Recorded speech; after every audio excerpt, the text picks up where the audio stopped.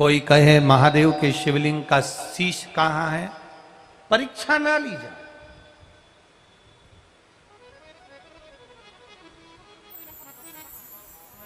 हम तो यहां तक शिव महापुराण की कथा में कहते हैं, भाई आपका मन करे शिव पुराण सुनने की, आपकी रुचि अंदर से हो और आपका विश्वास अगर शिव पुराण के प्रति पक्का है तो कथा में जाकर बैठो, जिससे देवाधिदेव महादेव आपका कल्याण कर दे। तो बैठो, आपका विश्वास ही नहीं है, आपका भरोसा ही नहीं है, आपकी दृढ़ता ही नहीं है, और आप कथा में जाकर बैठ जाओ तो भगवान कहां साथ दे। मानो तो गंगा माहू, ना मानो तो बहता पानी। मानो तो गंडकी नदी में से जो कंकर निकल रहा है, गंडकी नदी में से जो शिला निकल रही है, मानो तो वो भगवान नारायण है, मानो तो भगवान विष्णु है, मानो तो शालिग्राम भगवान है, और नहीं मानो तो फिर तुम्हारी मर्जी। ये तो आपके ऊपर है। वो जैसे एक गुरुजी के पास में शालिग्राम भगवान थे, पूजन करते थे। अब गुरुजी को जाना पड़ा दूसरी जगह कोई काम से, तो गुरुजी ने अपने चेले से कह दिया, शालिग्राम जी की सेवा कर लेगा क्या तू? शालिग्राम जी का पूजन कर लेगा क्या तू? ये शिला है काली पाषाण की, तो इसकी सेवा कर लेगा क्या? कर लूंगा।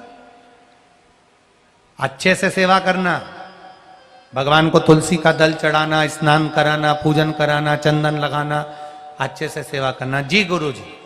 अब गुरुजी तो चले गए। आश्रम में था आम का पेड़, और आम के पेड़ पे लगे थे आम। अब चेले ने जो आम को देखा उसके मुंह में पानी आ गया। अब उसने सोचा आम तो लगा है पर पेड़ पे चढ़ना नहीं आता, पत्थर भी नहीं दिख रहा। एक ही रखे थे काले काले, शालिग्राम भगवान।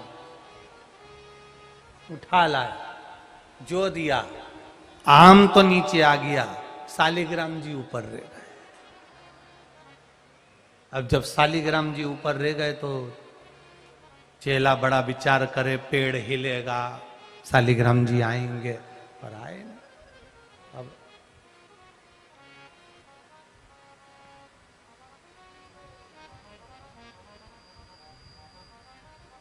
गुरुजी आ गए, अंदर गए, शालिग्राम जी नहीं थे। चेले को बुलाया, भगवान कहां गए? अरे गुरुजी, पुनी पुनी चंदन पुनी पुनी पानी, कित गए ठाकुर हम का जानी। आपने कहा था भगवान को नहलाना, चंदन लगाना, हमने खूब नहलाया, खूब चंदन लगाया, पर भगवान जाने कहां चले गए। अब गुरुजी ने कहा हमारे शालिग्राम भगवान को ना जाने कहां छोड़ ही आया। अब ये गुरुजी कुर्सी लगा के आम के पेड़ के नीचे बैठे थे, हवा तेज चल गई, शालिग्राम जी गुरुजी के सिर पे आए, शालिग्राम जी नीचे आए, गुरुजी ऊपर चले गए।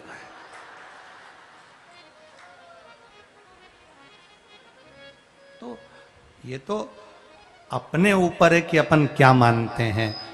पत्थर को पत्थर मानोगे तो वो पत्थर ही रहेगा, पत्थर में भी अगर परमात्मा देख लोगे तो वो परमात्मा हो जाएगा, ये निश्चित है।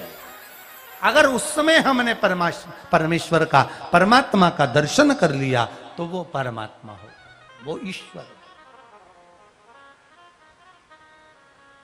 हम जिस मंदिर में शिवलिंग का पूजन करने जाएं, वह हम ये ना सोचें कि ये पाषाण है या पत्थर है, हम ये माने कि ये मेरा देव अधिदेव महादेव है। हम शालिग्राम जी को लेकर आए, गंडकी नदी का एक कंकर भी अगर हम लेकर आए हैं,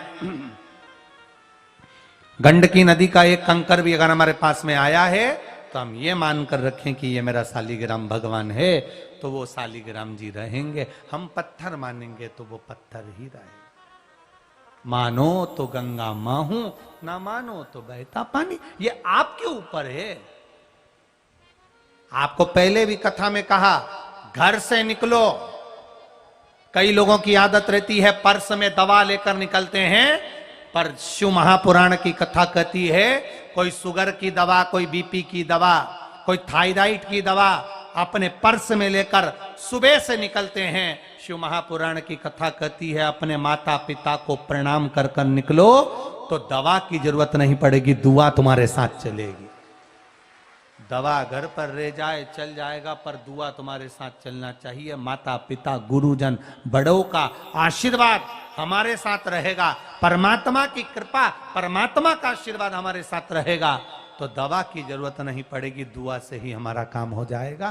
क्योंकि आखिरी में डॉक्टर भी कहते हैं अब भगवान से दुआ करो, अब हमने सब कर लिया, अब उसके हाथ में है। तो डॉक्टर बोले कि उनसे दुआ करो, उससे पहले शिव पुराण कहती है कि रोज माता पिता गुरु घर के बड़ों का आदर करो, सम्मान करो, प्रणाम करो, उनकी दुआ हमारे साथ रहे तो हमारा जीवन सार्थक होता चले।